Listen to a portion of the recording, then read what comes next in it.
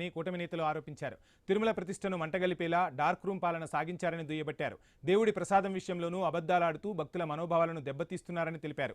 151 సీట్ల నుండి 11కు పడిపోయినా జగన్ తీరు మారలేదని నేతలు మండిపడ్డారు. సుబ్బారెడ్డి గారి భార్య సతీమణి జగన్ రెడ్డి రక్షక గోవిందా అని చెప్పి మాట్లాడటం చూసాం. ఆ శ్రీవారు విన్నారు. విని ఆయన రక్షకుని కాకుండా భిక్షకుని చేశారు. ఈ రోజున ఆ ప్రతిపక్షం కావాలని భిక్షాటన చేసే పరిస్థితికి వచ్చాడు ఆయన. కలియుగ దైవం వెంకటేశ్వర స్వామితో పెట్టుకుంటే ఏం జరుగుతుంది అనేది అసలు ప్రతిపక్షం లేకుండానే చేశాడు ఆయన. వాడు చేసిన పాపాలు ఒక్కొక్కటిగా బయటకు వస్తూ ఉన్నాయి. జీర్ణించుకోలేని పరిస్థితి.